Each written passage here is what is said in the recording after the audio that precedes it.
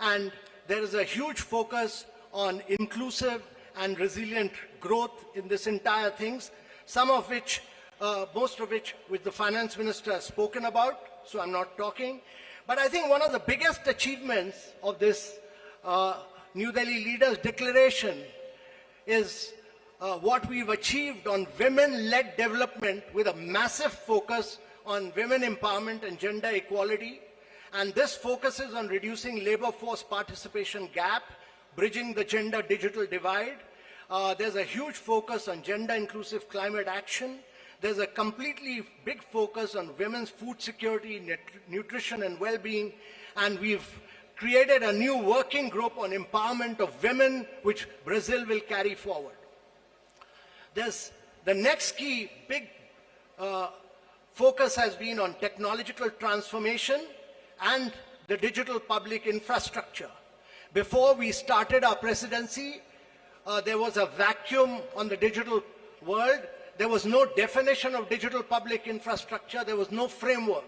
Both the definition and the framework has been accepted by G-20, and for the first time, there is a new financial architecture for digital public infrastructure.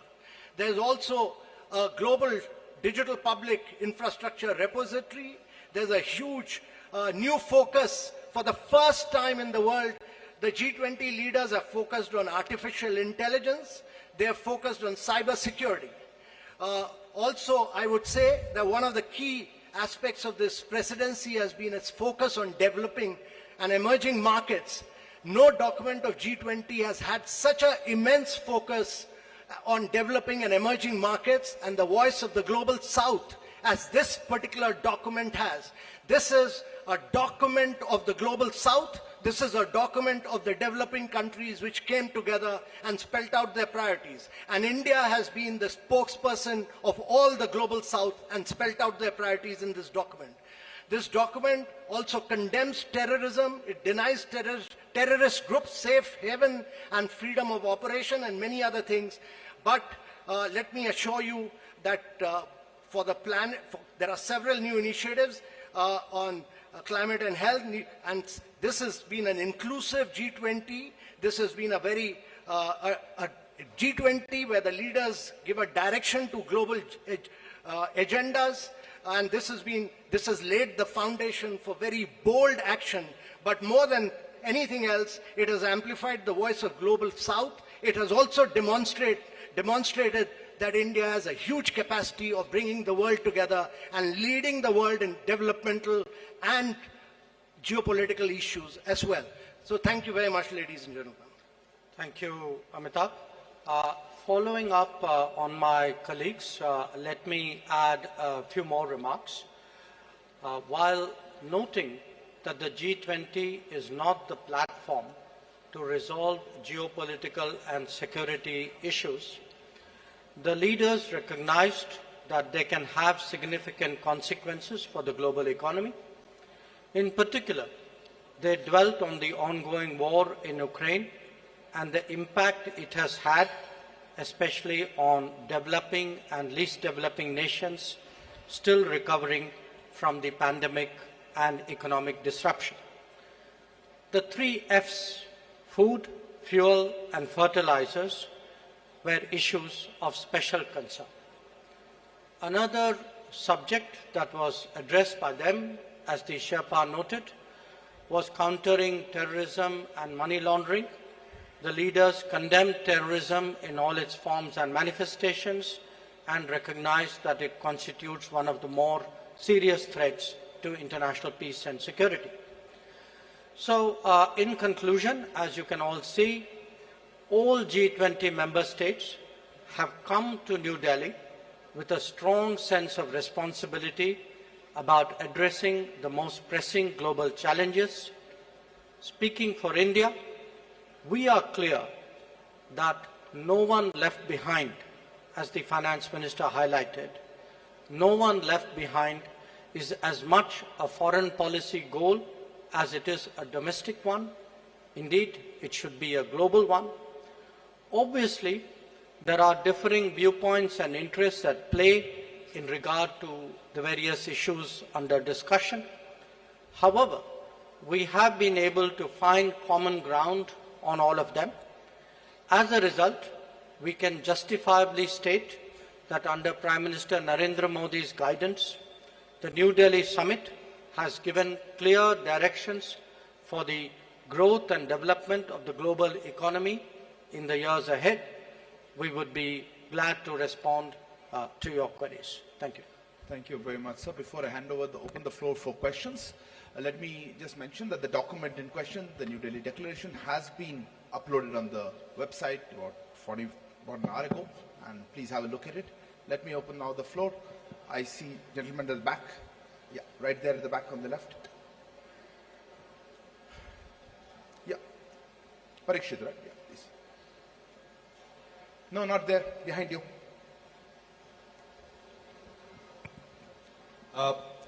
One question to... Please introduce yourself and the organization. I'm Parikshit Luthra from CNBC TV 18. My question to Minister Jaishankar and G20 Sherpa Amitabh Kant and also Finance Minister Nirmala Sitharaman.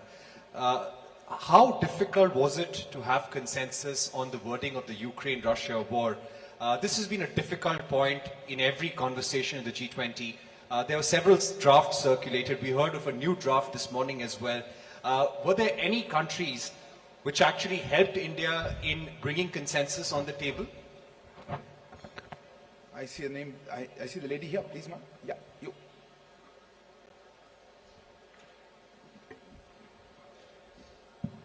Ma'am, good afternoon. My name is Ruchi Bhatia from Bloomberg News. The Ukraine paragraphs also mention about the work that Turkey did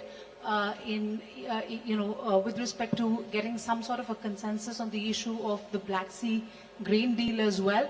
Where are things with respect to that, and can we expect any movement on that critical issue anytime soon, because it does concern several nations across the globe? Thank you. There's a hand there, the gentleman, yeah, right at the back on the left. Microphone, please. Yeah, it's working. This is Manas Pratim Huyan from Press Trust of India, PTI. In one of the paragraphs referring to the Ukraine conflict, it is mentioned that there were different views, assessment of the situation. So, how do you explain this line about having differences on the Ukraine crisis? The question to Foreign Minister or the G20 Sherpa. Gentleman here. Hi, this is Ashish Singh from the Geostrata. Going forward, how will we see action for climate-related adaptation financing for the Global South, especially with India being part of the Troika? Thanks. We'll take one last question there. Yeah, there. Yeah, the lady there. I'm sorry. Behind you, right at the back.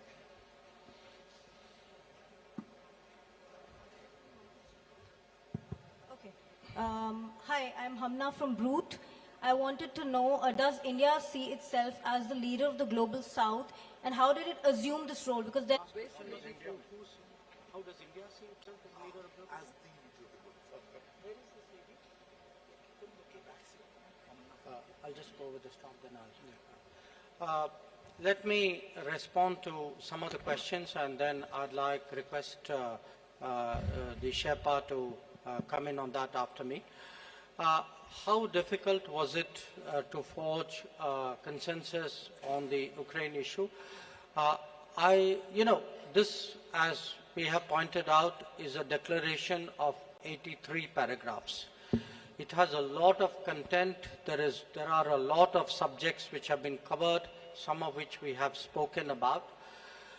But obviously, because of the ongoing conflict, the strong views about it, considerable time was spent, especially in the last few days, in regard to geopolitical issues, which really centered around the war in Ukraine. The question, who helped? I mean, eventually everybody helped, because everybody came together for the consensus. But I think if Sherpa would bear me out, I think the emerging markets took a particular lead on this, and many of us have a strong history of working together.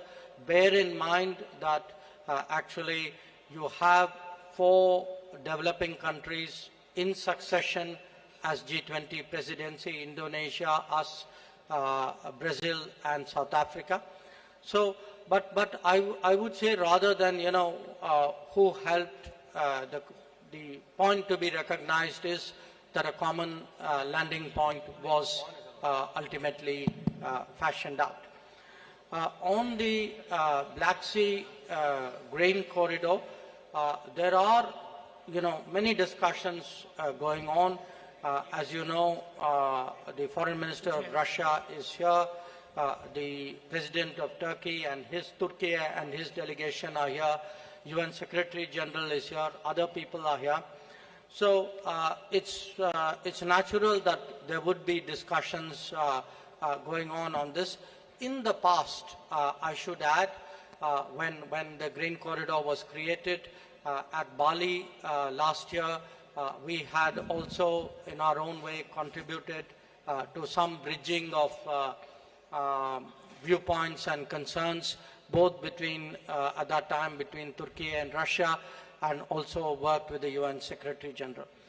On the sentence, or, that phrase about having different viewpoints and assessments, I think we are being transparent. I mean, it is a fact. This is today a very polarizing issue. There are multiple views on this. There are a spectrum of views on this. So I think in all fairness, it was only right to record what was the reality in the meeting rooms, and I think that is the sense that is sought to be captured. And I will leave the climate action issue to Sherpa, and I don't know if Finance Minister would like to speak on it. But on the global south, look, it is not, what India has tried to do, beginning with our presidency, was to seek to ensure that the concerns of the global south constitute the core agenda of the G20 deliberations. Because after 3 years of pandemic, after economic disruptions of various kinds, after the impact of the Ukraine conflict, after climate events, the fact is that the countries of the global south are in deep economic distress. And that distress has not, in our view, been fully recognized till now. And we therefore very consciously started off with the Voice of the Global South Summit. But again, I emphasize, the voice was of the summit. It was a voice of 125 countries who participated in that summit. But we, as the G20 presidency, we saw it as our responsibility of distilling the views which were expressed in that summit and putting it before the rest of the G20. And we can take a lot of satisfaction that many of the issues that the Finance Minister highlighted, which the Sherpa highlighted, these are truly Global South issues, and we hope that certainly the Delhi summit and the deliberations which will take place today and tomorrow would give strong guidance to take them forward. Sherpa, Amitabhji, if you want to add to it. On the Russia-Ukraine crisis, India worked very closely with Brazil, South Africa, and Indonesia. And I want to say that it was the emerging markets which played a very key role. India worked with all the emerging markets which played a very key role. There was very tough, very ruthless negotiations which went on for several days non-stop. And I really feel that in the end, the issue was clinched because of the leadership of the Prime Minister, because eventually we had to say that the leader wants it, and this has to be delivered. And secondly, I really want to thank Mr. Jaishankar. I constantly took his advice, and he guided me, and he gave me two really outstanding officers. One was Naidu, Nag Naidu, who's a very outstanding officer and very enthusiastic, motivated young officer who worked with me. Inam Gambhir. They did a really outstanding job as far as the geopolitical issues concerned. I had two other Foreign Service officers who've done brilliant work, Abhay Thakur and Ashish Sinha, on different aspects. But on geopolitics, they've done a really spectacular work. So it was really great teamwork. It was just brilliant teamwork by India, which has enabled us to achieve consensus on an issue on which the world has evaded any consensus. Even the Bali document which we talk about, actually we could not move forward with it because we could not arrive consensus in it for the first meeting. And on climate, let me tell you that this is one of the most ambitious document on climate because it talks about almost 5.9. It moves first the language from billions to trillions, and secondly, it talks about 5.9 trillion requirement for the presidency and for the G20 countries. And it lays a huge focus on life principles. It lays a huge focus on reforms of the multilateral institutions because they were designed for the World War II and not for climate action. So all of these, it talks about new financing instruments, many other things, but in totality, if you look at it, it's probably the most vibrant, the most dynamic, and the most ambitious document on climate action that has come out anywhere. Finance Minister. Just to add one line on the climate finance matter, the question was raised whether mitigation is being dealt with or not. It deals with the mitigation, all right, but it also looks at adaptation and resilience.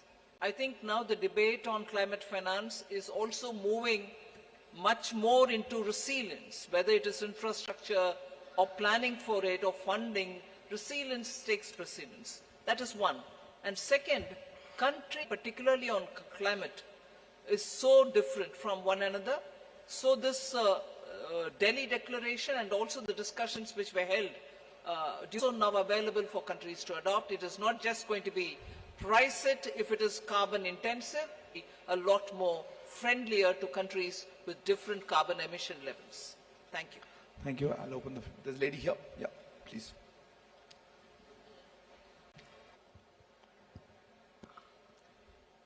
Hello. Yeah. Good evening. Global acceptance of the fact, or at least a G20 acceptance of the fact regarding and globally that you see. Thank you. Well, globally, I think it will have also. We can take questions together. Okay. Yeah, gentleman there. Yeah, you. The gentleman there who's put his hand up. If you could give the microphone to him. Yes, sir. You go ahead. You had the floor. Yeah, go ahead. No, not you, sir. Okay. Is achievement a step towards achieving what India has described as a world of greater multi-alignment, as opposed to the more old-fashioned? Is the microphone on? Yeah. Thank you very much. I just wanted Minister Please introduce yourself. Counter-terrorism measure. How serious was the members of the G20 in fighting terrorism together? Samira Hussain with BBC News. I want to go back to Russia, and if you look at the language that was used in Bali, were those concessions made in order to get Russia to sign on? And do you think the weight of this has been watered down? And does that take away from its importance, especially when you're talking about fuel and food security?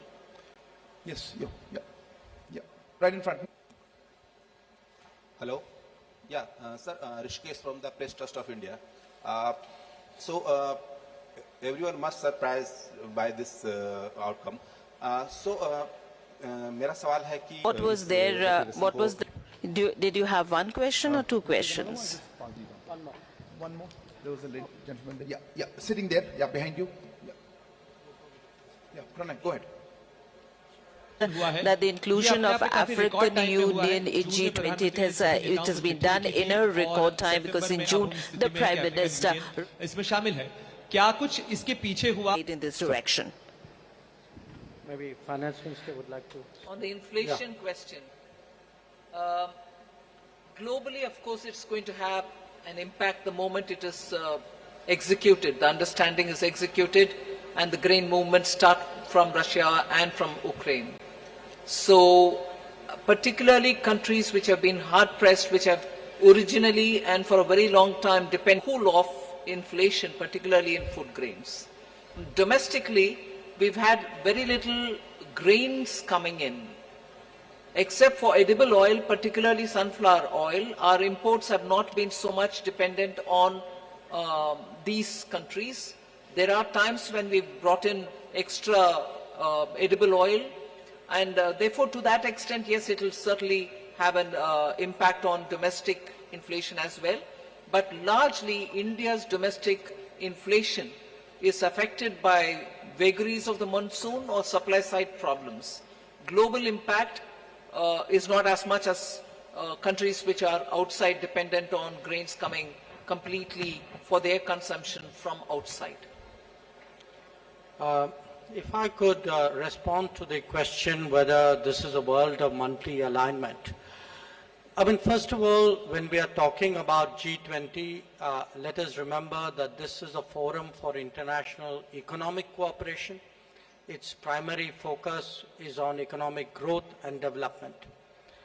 And in a way, the G20 itself is a reflection of multipolarity.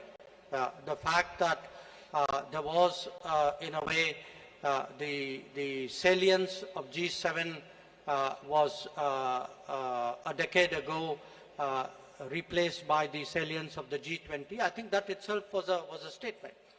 Now, what you see before you in terms of the leaders' declaration and the discussions that are going